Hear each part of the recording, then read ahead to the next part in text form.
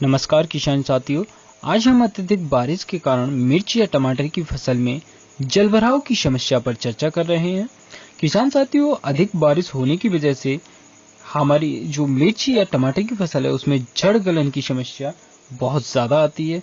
तो ये जो जड़ गलन की समस्या आती है ये फाइटोफिथोरा कैप्सिसिन नाम के फंगस की वजह से आती है। ठीक है, ये जो फंगस होता है ये बारिश के समय बहुत तेजी से एक्टिव हो जाता है, इसलिए बारिश के रुकने के तुरंत तत्काल आपको कुछ उपचार करना बहुत ज़रूरी होता है।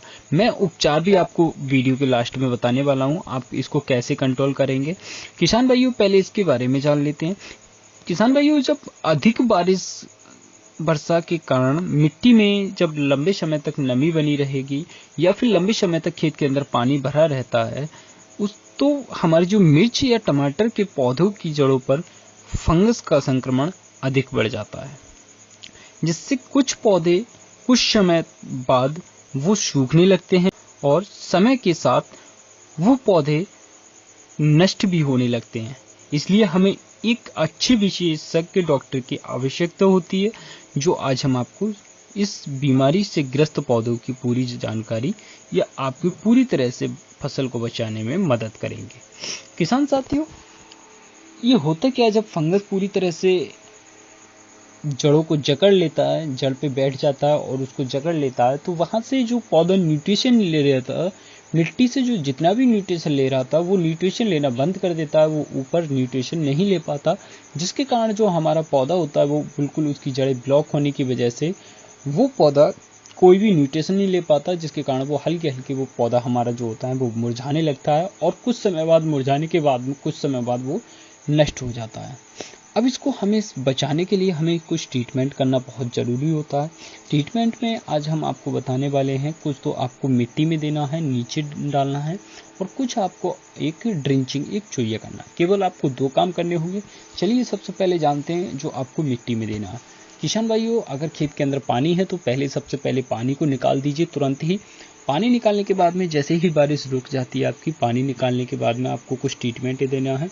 सबसे पहले आपको राख का इंतज़ाम करना है, यानी मतलब जो लकड़ी वाली राख होती है, लकड़ी जब आप जलाते हैं तो जो राख बचती है उसको निकाल लीजिए, या फिर आप किसी चीज़ की राख ले सकते हैं, चाहे उपले की हो, कंडे की हो, उसको भी ले सकते हैं। और उसमें फिर उसके बाद में आपको जाना है एक कीटनाशक की दुकान पे, वहाँ से आपको कुछ नोट कर लीजिए या स्क्रीनशॉट ले सकते हैं। मैं आपको कुछ दवा बता रहा हूँ।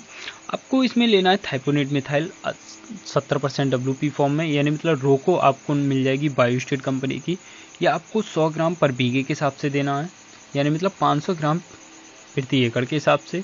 उसी में आपको बेलिडामाइसिन लेना है 100 ml प्रति बीघा के हिसाब से, यानी मतलब 500 ml प्रति एकड़ के हिसाब से।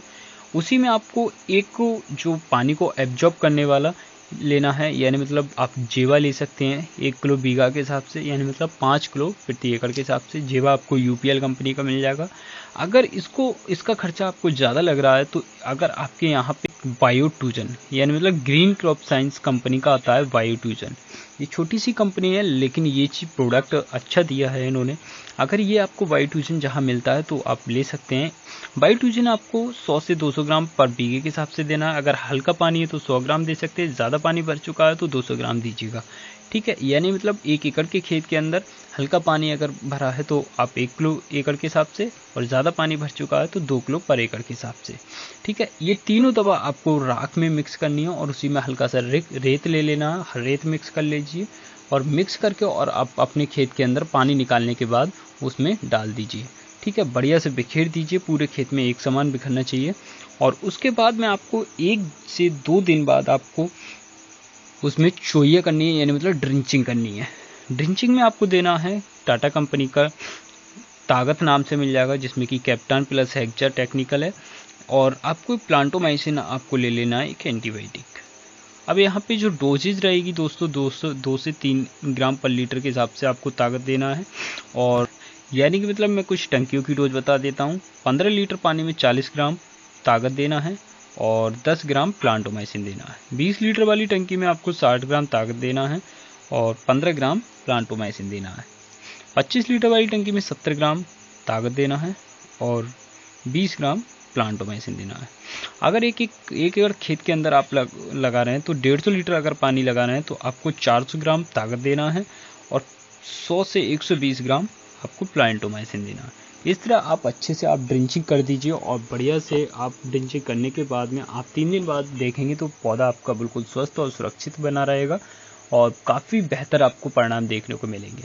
चलिए दोस्तों, ये जानकारी आपको कैसी लगी लाइक ज़रूर कीजिए वीडियो को और ज़्यादा से ज़्यादा हमारे किसान भाइयों को शेयर कीजिए। जितने भी किसान भाई मिर्च लगाते हैं उनके लिए ये जानकारियाँ बहुत ज़रूरी होती हैं और उनके लिए फसल बचाना बहुत ज़रूरी होता है। तो इसलिए किसान भाई ज़्यादा से ज़्यादा किसानों को शेयर कीजिए जिससे कि एक अच्छी जानकारी मिल सके और उनकी फसल बच सके। मिलते हैं दोस्तों नई वीडियो के साथ में, नए टॉपिक के साथ में।